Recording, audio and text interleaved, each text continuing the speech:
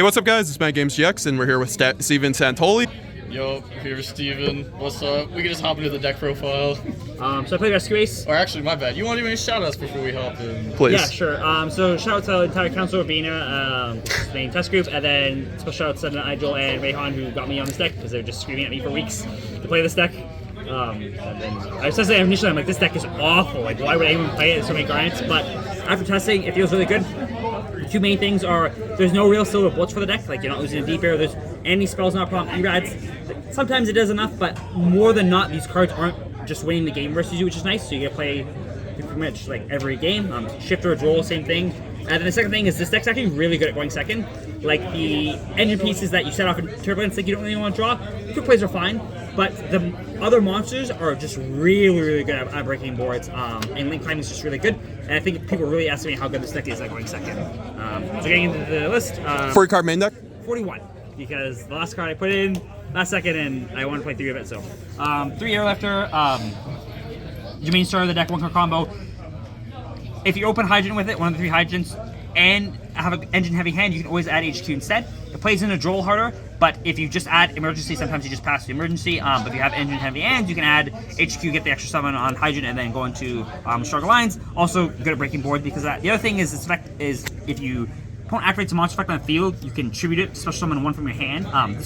While this card's in your hand or field, which seems kind of like niche. Like summoning from hand isn't really that good in 2023, but it's good on your first turn, or on their first turn, because if you summon it off a Fire Engine and you hard draw the Preventer, you can summon the Preventer, and then that's a Book of Moon on their first turn. Or you can summon it from your hand on the opponent's first turn. There's a game where, the first match of the day where I summoned it and I got Preventer and I opened Fire Engine, so I still had a Book of Moon against Cash on their first turn, so that was really good. 3 Impulse, I think there's a debate between people playing 1 and 3 of this, and I think it's nonsense to play less. You can side out less, sure, if you want to go first, but this is the best go second card arguably in the game. Like, it just gets you so much engine.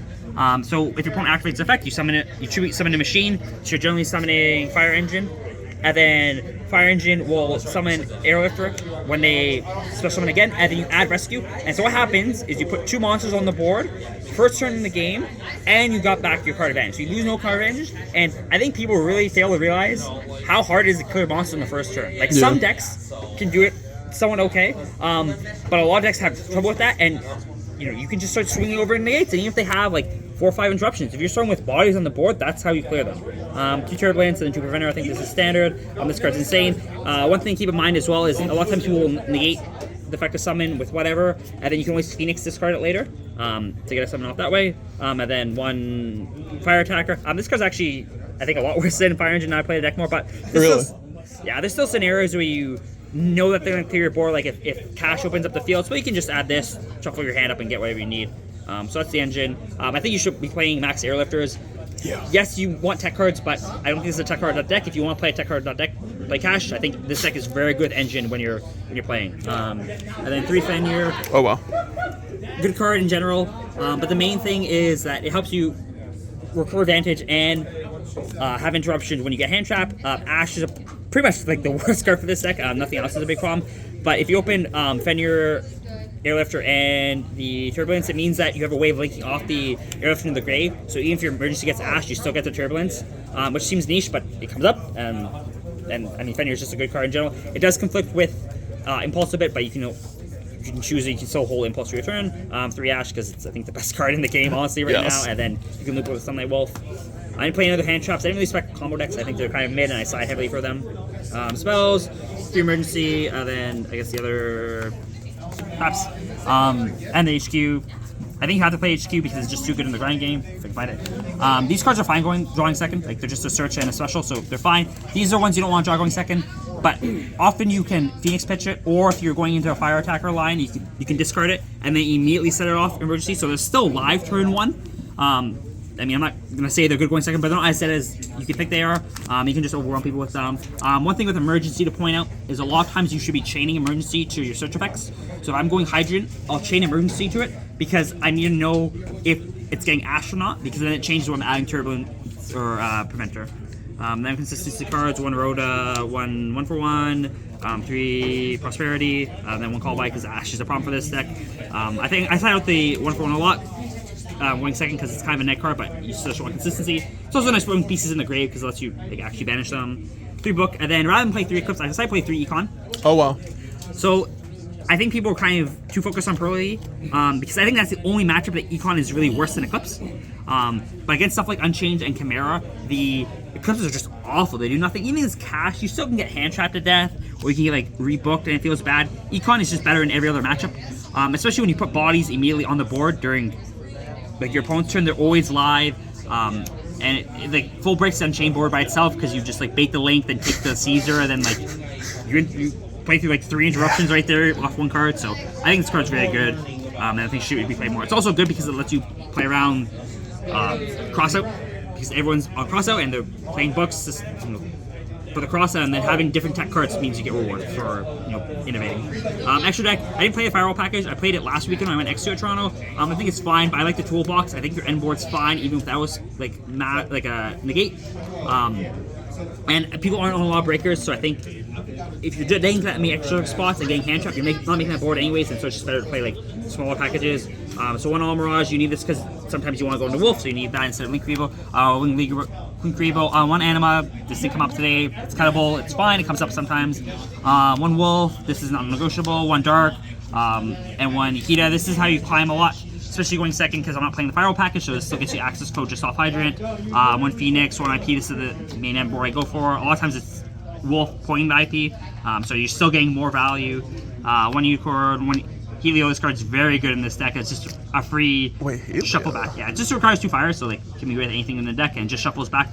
A back row, it can dodge tier cards which come up last weekend, and then it's just nice not having to pay the cost. So I never made this at all. Might cut, but it comes up because your 1 card line with Hydrant ends there.